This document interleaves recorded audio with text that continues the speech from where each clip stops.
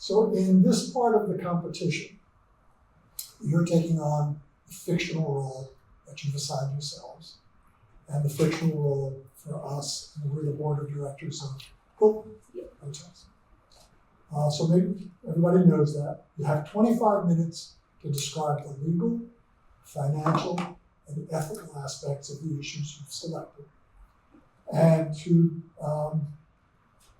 recommend a solution that passes muster on all three, legal, financial, and ethical. During this time, we will not interrupt you, so you have up to 25 minutes to do with it as you will, after which we will get to ask you questions as the board of directors. We'll do that for 10 or 15 minutes, and then we'll all stop, and you can take a deep breath. We'll give you some feedback. We'll also at that point tell you a little bit about ourselves, what our backgrounds are, so you know who you're talking to. But I like to do that afterwards, so don't scare you. Because we can be scared. Anyway, so I will also be your timer. I've got my iPhone scheduled for the various lengths of presentation. So anytime you want to start, just tell me and I'll start at 25 minutes. All right, we'll start now. It's okay? Good. Good afternoon. Welcome to our presentation. We are Pine Consulting, and we will be presenting to you the Board of Directors of Hilton Hotels and Resorts. Today, we will be discussing cross-laminated timber implementation and future hotel builds, as we believe this aligns with your sustainability goals and will benefit the company in the future. So, my name is Trisha Bussell, and I'm Chief Executive Officer. My name is Natalie Odin, I'm the Chief Financial Officer. And I'm Gino Gansian, I'm the Chief Sustainability Officer. Great, so now that we've done our introductions, let's discuss today's agenda. First on the agenda is Hilton's current environmental position. Then we'll discuss the ethical issues with the current construction process, our environmental solution to those issues, the ethical benefits of our solution, our financial analysis, legality of solution and partnership, and then we'll discuss the benefits for Hilton. So we believe Hilton has been a leader in the global community for quite some time. And I brought a quote from your most recent ESG report that I would like to read out to you. So Hilton was founded more than 100 years ago on the belief that travel could make the world a better place. This belief continues to guide us today, inspiring the ways in which we create environmental and social progress while continuing to deliver our signature hospitality around the world. So we believe this really closely aligns with what we are going to present today, because we're not only presenting a climate initiative that focuses on Hilton's construction process, but also an opportunity to up the entire ESG spectrum. Okay, so now we're going to talk about your current position. So on this graph, we have graphed the ESG. So dark green is overall ESG, dark gray is environmental, light green is social, and this goldish beige color is our governance. So environmental consists of ecological impacts, water management, social is labor and employment practices, and then governance is like board composition, executive compensation. So this graph goes from 2016 or 2013 all the way up to 2024. So it is important to note that Hilton has been drastically increasing, but we do believe our solution can just help you guys get there even further. So currently we have environmental sitting at approximately 5, social sitting at approximately 7, and governance sitting at approximately 7. And even though you guys are leading within the industry, we do believe that our solution can just get you there further. So on the next step, we want to look at the pledged pathway to net zero. So Hilton has pledged to reduce its carbon emissions by 46% by 2030. And the red line is the pledged pathway. And as you can see, between in 2020, there was a massive reduction in global emissions, which obviously followed from the shutdown of global travel and tourism. But after, simultaneously, as tourism spiked up again, so did the emissions. And between 2019 and 2022, there was only a decrease of average 2.3%. And you can also see that the 2020 numbers are above the pledged pathway. So in order to still succeed the goal of reducing emissions by 2030, you would have to decrease emissions by 7.18% per year. So our proposal aligns with the UN Sustainability Goal number 9, which talks about the importance of implementing a sustainable infrastructure, such as our buildings, our roads, our bridges. And for us to keep growing in a sustainable manner, we need to start with our infrastructure.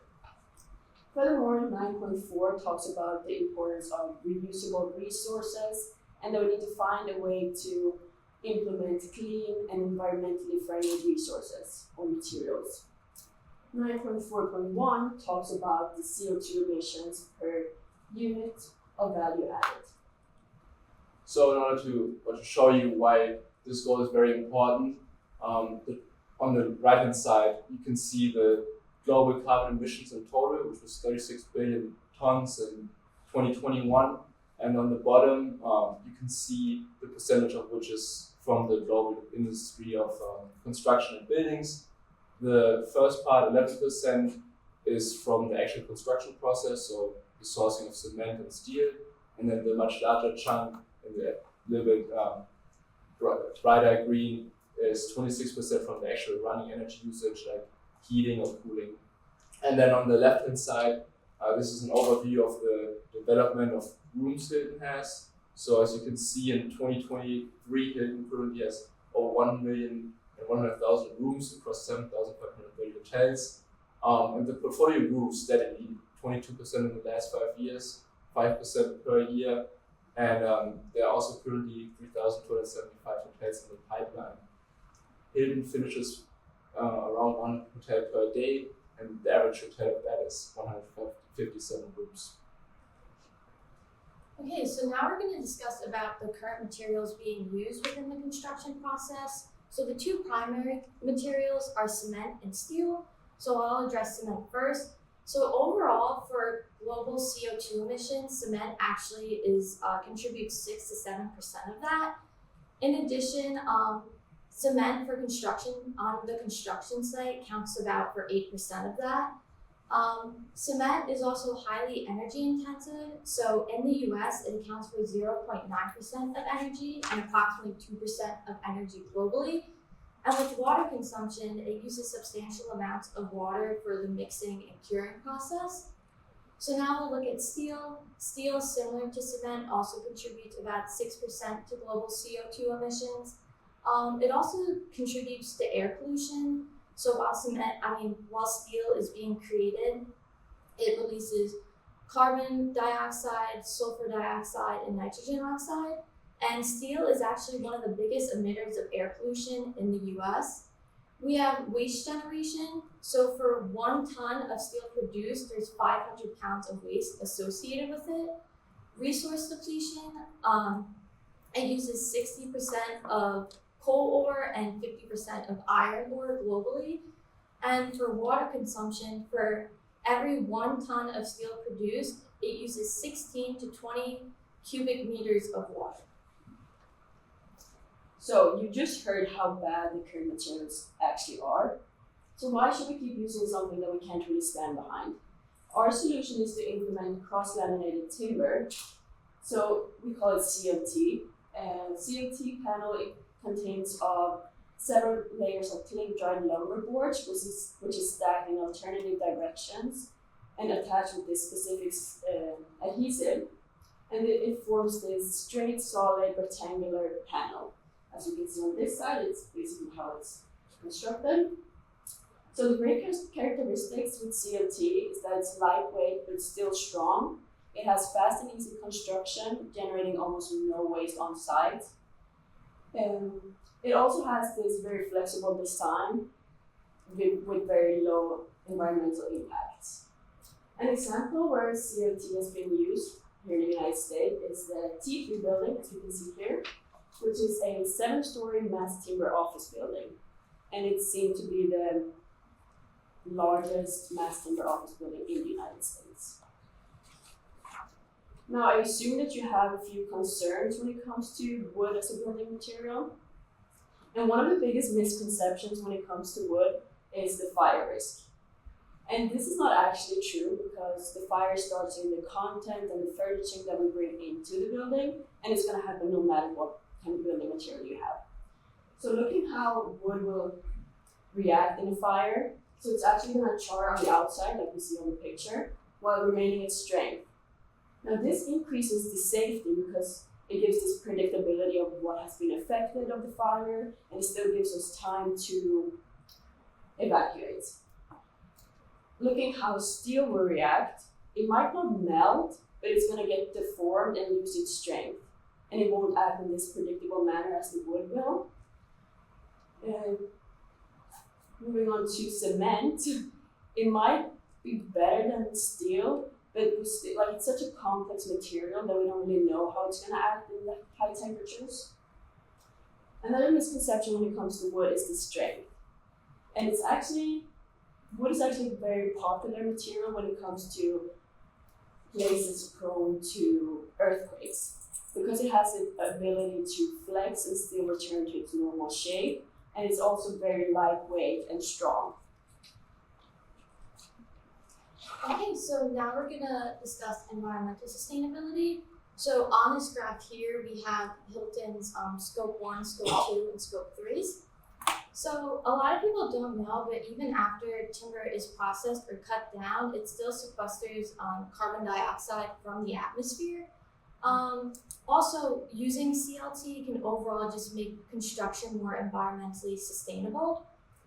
As we've discussed before, steel and concrete contribute significantly to CO2 emissions. And if 60% of cities use this, we could sequester 160 billion tons of carbon dioxide from entering the atmosphere by 2100. Also, resource efficiency. So one thing that's really unique about CLT is that it's manufactured off-site and then transported to the construction site. So since it's manufactured off-site, they use precise measurements, which cuts down on waste. And then when it's shipped to the site, they use modular construction techniques to assemble it, which really cuts down on time. Okay, so now we're going to talk about the resilience. So Natalie mentioned earlier about earthquakes, but it also substantially holds up against other natural disasters such as hurricanes. And the strength and flexibility really makes it a durable material compared to the other substitutes. Before I get into local economic development, on this graph here, we have current construction investment in the US. And as you can see, there's been a drastic increase since 2022. So another great thing about CLT is that they use locally sourced timber. And in addition, it increases local employment because they want people who work within the area. And using CLT can stimulate investment within those areas if more companies start to use it. So looking at the financial part of this problem, we decided to break it up into two different areas, construction cost and running cost. When it comes to construction costs, it's hard to compare the prices because there's no modern built wooden hotel in the United States.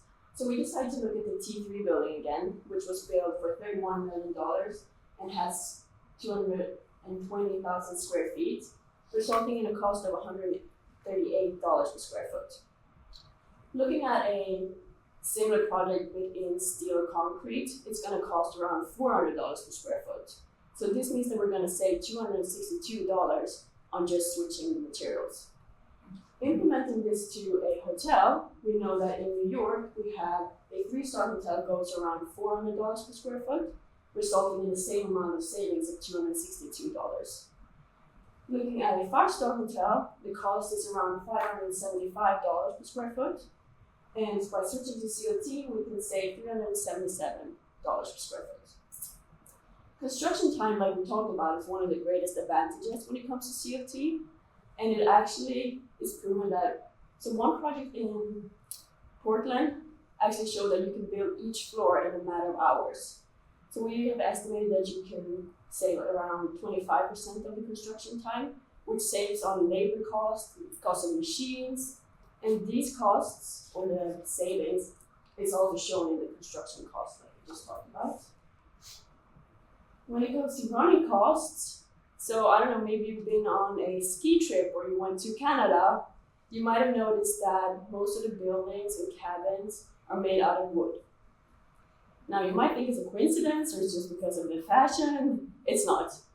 It's actually because of the wood's natural ability to keep the heat inside, so it works like this natural insulator, which saves a lot of energy costs for heating or cooling. So we've estimated that you can save up to 40% of your energy costs. Implementing this to hotels, it's shown that you spend around $2,200 in each hotel room annually. So if you save 40%, that's going to lead to a saving of $880 per room annually. So now we're moving on to what we actually want to propose. We're advising Hilton to start with a pilot project in New York, which is a 5-star hotel with 300 rooms. An average hotel that size has 112,500 square feet, which will result in cost savings of $42 million just on construction. And then, as we mentioned, $880 per room each year, which results in $264,000 saved annually. So within the first year, we're saving over $42 million with that hotel. So obviously, one hotel has a rather small impact on the global emissions of Hilton, but we want to use this as a pilot project to see if it functions well and Hilton can manage it, and then the total adaptation of CLT will have a much larger impact on the pledged pathway. So as we mentioned earlier, 37% of global emissions come from the construction and building industry, and under the assumption that Hilton's distribution of emissions is equally distributed as the global economy, we can make some simple calculations. So as mentioned before, CLT emits 75% less CO2 than traditional materials, which cuts into the 11% of those 37%. And that means that after 1 year of CLT finished construction, it would mean that Hilton reduces their emissions by 9%. And obviously that would only, going back to one hotel per day, 157 rooms, mean that we only have around 365 hotels, and that's about 5% of Hilton's room portfolio, which wouldn't really make a big difference in their running energy. But if we do that over 10 years, it would equal to over 32% of their entire portfolio, which would cut out another 9% of emissions. So within 10 years of finished construction, we'll cut out 18%, which is half of what they pledged to do in 11 years. And let me just add to the financial part.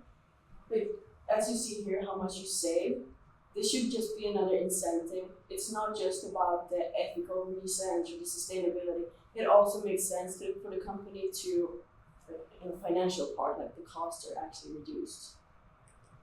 So we would advise Hilton to partner with Turner Construction. Turner is an American-based construction service company, and they're also a leader in diverse market segments, and they're really fostering new and innovative projects and ideas. So they have this project, the Southwest Neighborhood Library, which is actually built with timber as an award-winning sustainability and resilient building. Furthermore, Hilton and Turner have passed together. They have multiple hotels together, and one of the examples is the Chief in Hilton downtown. So obviously having worked together before also makes negotiations easier. But first, let's talk about the legal environment. As we said, we want to have a pilot project in New York. So we're focusing on this in New York. The New York Department of Buildings, the NYCB, oversees and regulates every building construction in new and existing buildings. And there's actually no real difference between building with CLT or traditional materials when it comes to regulations. The only real difference is that CLT is restricted to a maximum of 7 stories or 85 feet above grade, but going back to having an average of 157 rooms, that's really not that many stories. And there are also no outstanding court cases or litigation towards CLT buildings. Moving to the contractual partnership, we want them to partner up in a contract, which would obviously need negotiation in financial terms, but also other things. And due to the past partnership will make it easier. And once there's an agreement, both parties can sign it. And So other benefits for Hilton? Consumers shown this increased interest in sustainability, and they've been more aware of how their consumption actually affects our environment. So a study from the NIQ showed that 78% of US consumers view sustainability and a sustainable lifestyle as important. It's also shown that products making ESG claims has a cumulative growth of 28% over a 5-year period versus 20% for products making no such claims. Bank of America also showed that S&P 500 companies with low emissions will have a price-to-book value of 5.1, compared to companies with high emissions will have a price-to-book value around 4.3. And then companies that shows no such numbers will have around 4.2. Okay, so we identified that the current construction materials used account for a substantial amount of CO2 emissions, not only in the US, but also globally. We do believe that implementing CLT already aligns with Hilton's sustainability goals. However, the current construction process and actually building the hotels and those materials haven't been identified yet. So not only is cross-laminated timber a great way to encourage environmental sustainability within the construction process, but it also has numerous benefits for the company, such as cost reduction, and it cuts down on time. And this strategic move aligns with their goals, offering emission reductions and ESG benefits. Thank you. Thank you.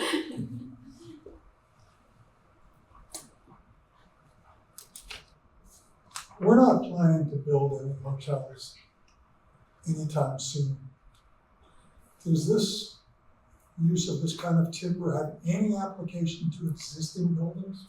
Yes, it does. So one great thing about timber is, especially like if you just want to slowly implement it in a building you already have, the key structural components of timber don't really deteriorate over time, and they're still able to hold their strength. So even if you may not want to completely rebuild one, you could slowly implement timber into current builds you have. How would we do That is a good question. I would say you could probably do that in buildings that are outdated, maybe some are out of code with new building restrictions. That would be ideal.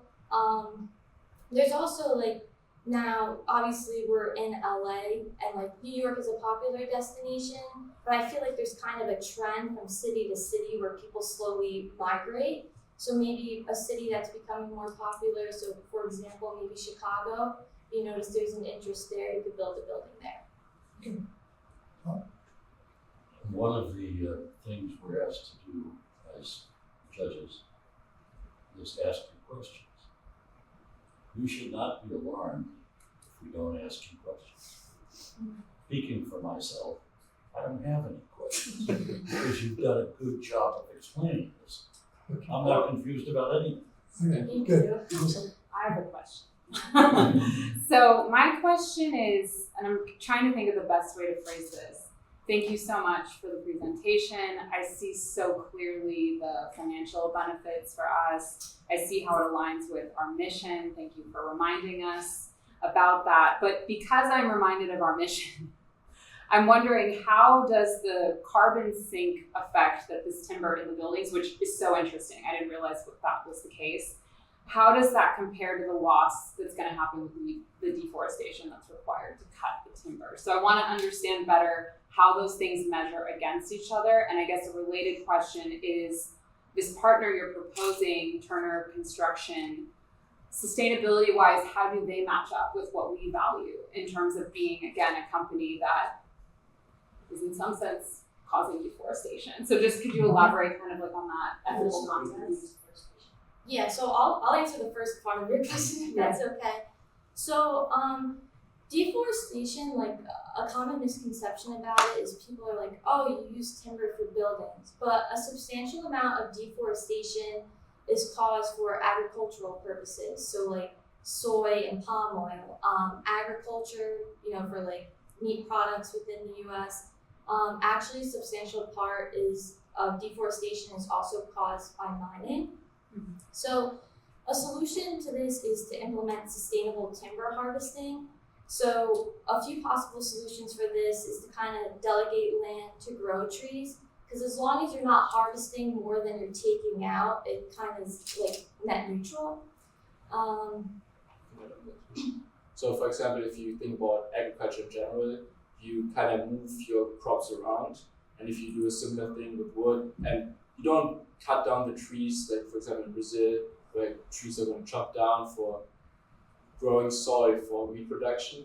It's you cut them down in one space, and obviously you're going to lose some maybe in the beginning, but if you rebuild consistently, it's just like a moving around where you have some empty space, and then you regain them, and by the time that you're back to that square, they are back up again. So it's really just a recycled use, and you store that CO2 in them, and then they stay in there forever while the new trees grow, store CO2, and it's basically like carbon storage.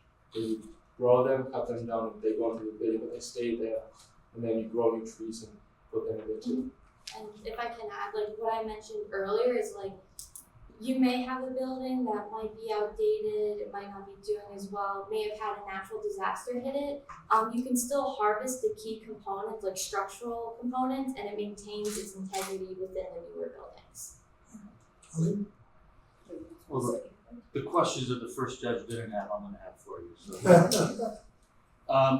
the current supply for the CO2, where is the product currently coming from? Most of it is, for example, in Canada, in the Ontario region, but then also pretty close to here in like the Seattle, Oregon region is where a lot of CO2 is being harvested right now. The companies that we would get the material from, you mentioned actively managing the land.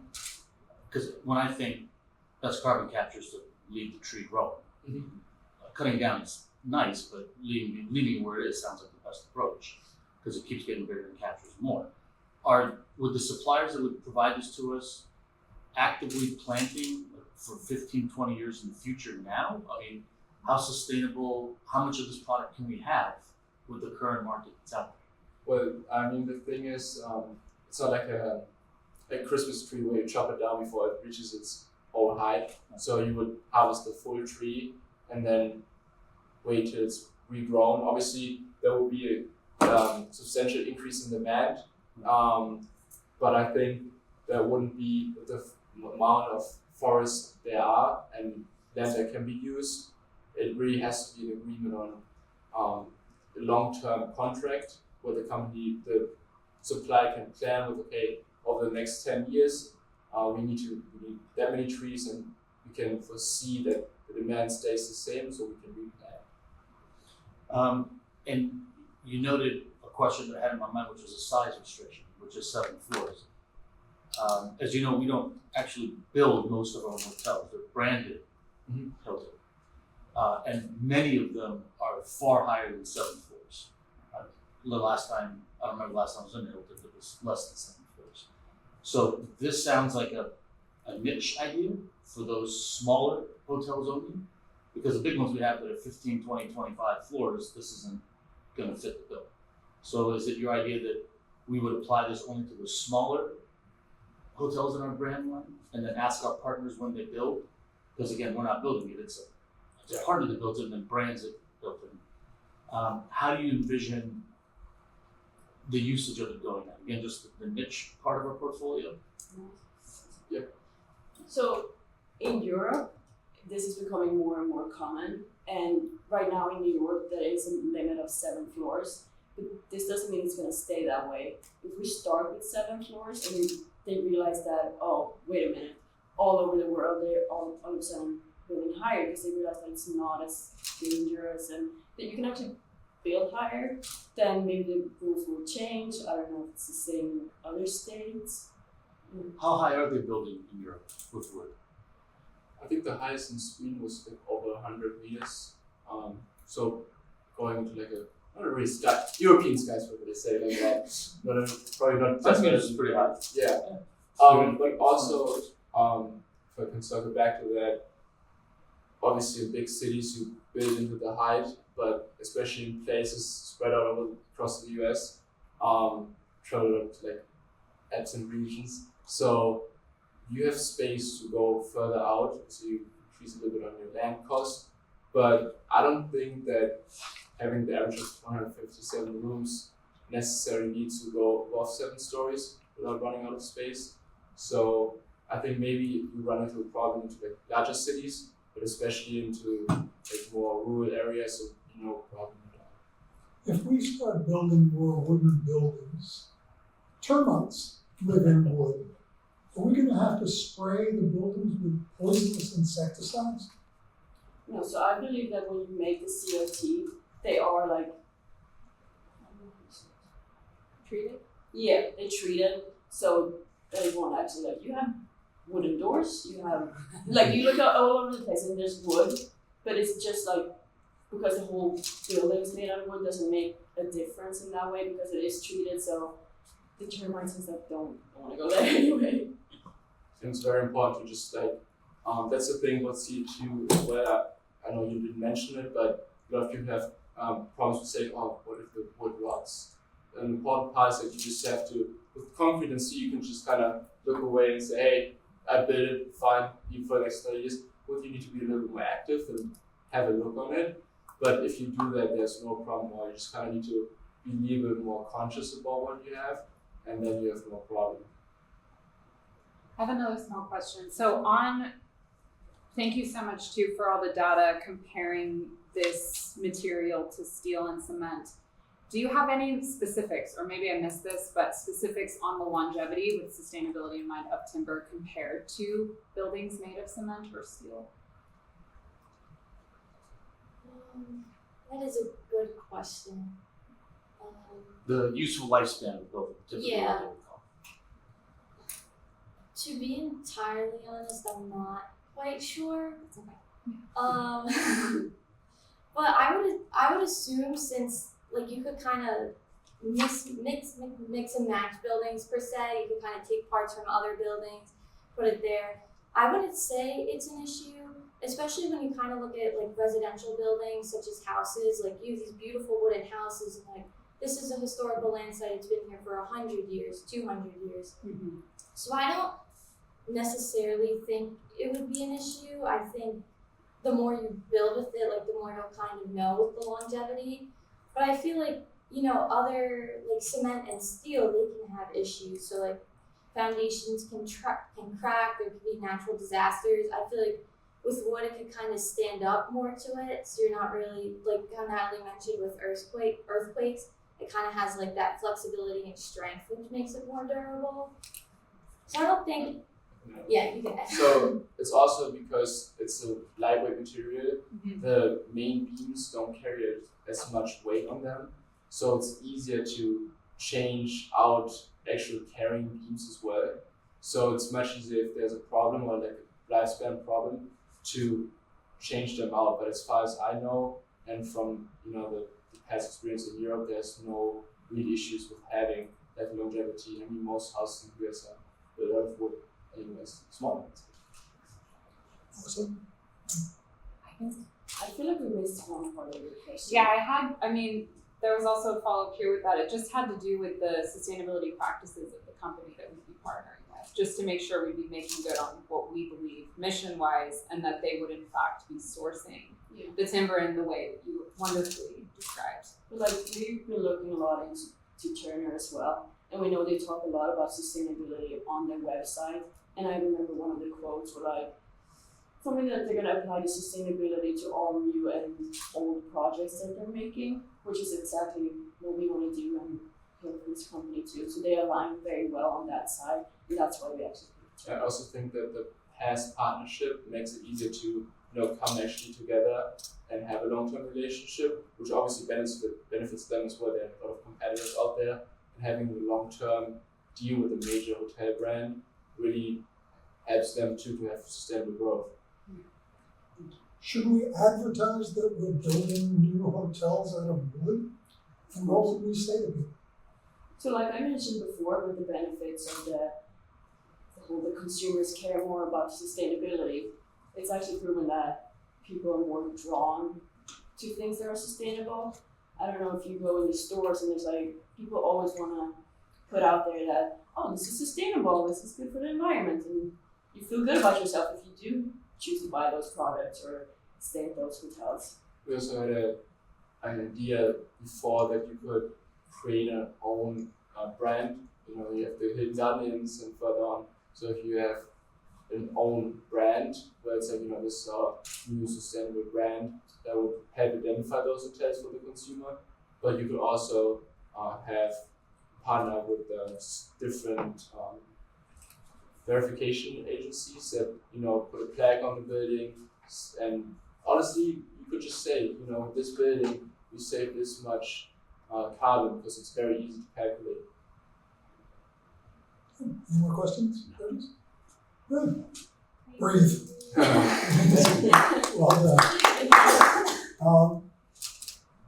I must say that somebody who grew up watching cowboy movies, where everything is built out of wood, it would never occur to me to inquire whether my hotel in Chicago was made out of concrete, steel, or wood. Just how much is it? Is it in the location I need? So you've opened my eyes. You did a very nice job doing that. Thank you. Feedback? You can go first. First of all, nicely done, and I commend you guys for picking maybe the most difficult topic that I've seen today. Because, I mean, it's a double-edged sword, because there's a lot of technical things that have to go into something like this to properly explain. For example, load ratings per square meter when you build with wood, it's not nearly what it is with steel and concrete. The reason you can't build large hotels with this is because you can't have a floor with 400 people with a span of 45 feet with wood. Simply doesn't work.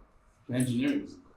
So as a niche small hotel thing, I think your idea is great, but it's a really complicated topic. So I commend you guys for taking on something that's really, really multifaceted. There's a lot of parts in this to really sell it, and a lot of digging that you have to do. I don't know if you reached out to any professional estimators to give you building actual estimates on stuff like this. And then also engineers to kind of talk about why there's limits on wood structures. I mean, in most cases, I mean, I personally know what the limits are, but sharing stuff like this is always good to put in that technical data. And on technical data, a lot of your slides, I maybe reorganized the visuals and the wording, because reading it was really, I mean, granted, I'm partially blind, but a lot of people are going to be like me. And moving graphics and then resizing words in the future to give your reader the appropriate amount of time. Some slides we have a lot of conversation time. I had enough time to read everything. Other slides, I'm sure you had a lot of good data on there, but we kind of skipped through it before I had a chance to absorb everything. We made a large graphic and small writing. So it became, I was stressing to read it and tuning you out while I was trying to capture the information we had. So it's a challenge of presentations, right? It's to organize you with what's behind you. So just kind of keep that in mind in the future, is as your reader's absorbing you, they're doing two things at the same time. It's important to kind of line that up so they're not picking one or the other, listening to you or reading the screen. And I found myself, doing that at times. But again, I really, really commend you. It's great to see you guys focusing on important issues and trying to figure out ways to solve them. But whenever you think about any solution, go all the way to the end of the degree on it. And the finance part, I hate to say it, guys, is the crux of the whole thing. It's always about dollars and cents. And you have to be able to prove all these concepts financially. And then everyone's happy that it's sustainable, doesn't kill anybody, and doesn't murder an owl and all that kind of stuff. But if the numbers aren't there, you're never going to sell to big entities, because they live and die by the dollar sign. But overall, really nice. Yeah, I'll echo a lot of the things. You did a really great job. I think it was very impressive. It was a lot of talking points from memory. I will echo the slide thing. I had the exact same problem where it was sort of information overload right away. And I felt kind of like I was scrambling to read it. I also think having that much content on slides can also push you guys to look back at what's on the slide. It's almost like you know that content is there. It's not that you were reading them verbatim, it's just that it was a lot of stuff. And so there were the cues, which of course is what the slides are for. But I think more images with less words, or just the graph and sort of bigger so we can understand it, because I couldn't totally see what each of the graphs indicated. That's sort of just like the nitpicky point, but I thought the presentation skills were great. I agree, this is a really hard topic. Friends of mine who have wood houses, all they do is complain about how hard they are to treat, to maintain, and in New York, because it's like you have to like wash the wood, you have to take care of it. It's a lot of work, where like those are also potentially hidden costs that would be involved in this, where it's not just the rotting that's part of it, but where just the facade of the house needs to be treated to protect it. There's also a lot of things that can get into wood that you don't have issues with things like cement. Wood is of course more beautiful, but I think there's a side to that beauty that's really expensive. But I think, yeah, but again, challenging issues are more interesting issues because you're really trying to push it. But I will completely echo, you have to take it all the way to the very end, because there's a lot of little details with this. But I see the great. Who was changing the slides? Was that you? I think your slide changer also has a pointer on it. So one way to deal with complex slides is to use that red dot to direct us to which side of the slide you want us to look at. Just a thought. It's just a way to kind of organize us. Yeah. My turn. Your turn. I don't know if you guys have made plans for the evening, but I think my comment is about the changeling. You have a 10-minute presentation tomorrow which focuses on ethics. That's a good thing for you because you haven't done a good job of identifying the ethics issue. So you may want to huddle up tonight, figure out what that is, and get loaded for bear to come in tomorrow and do that. Good. So Ali, you want to start? Tell them a little bit about you. My name's Ali Farouzi, so you know. I am the CFO for the PAC Group. It's a multinational project management engineering company. So when it comes to one of the things that we do is build things. So I mean, we think about what we do and it does work. Another reason why it's good for us not to tell you these things up front. Yeah, and I'm the CFO of the company, which is why I say nth degree. It's all about the dollars and cents. And the devil is always in the details, always. 10 out of 10 times, the devil in the details. Ideas sound great, but extrapolating all the way forward and building good models matters. But that's what I do. I'm Melissa Fitzpatrick. So my background's in philosophy, so my training's in, and I'm an ethics professor here. Oh, am I not allowed to say that? I'm an ethics professor. Oh, no, they're not allowed to say who you are. Oh, Who yeah, you are. I can say who I am. yeah. That's about me. I'm a recovering lawyer. I started off practicing law as a white-collar criminal defense lawyer, and then retired about 2 years ago after 15 years with a British aerospace company. And I'll tell you an interesting story about that company. It started before there was such a thing as aerospace. In 1850, somebody invented what's called an altimeter, which could tell people in hot air balloons how high above the ground they were. Queen Victoria in England was so impressed that she granted the company a royal charter. And today, they manufacture at least something on everything that flies, even the International Space Station, which is a long-winded way of saying that I worked with a lot of people who are much smarter than I am. My name is Tom Fain. I'm a retired securities litigation lawyer, which means I know how to argue.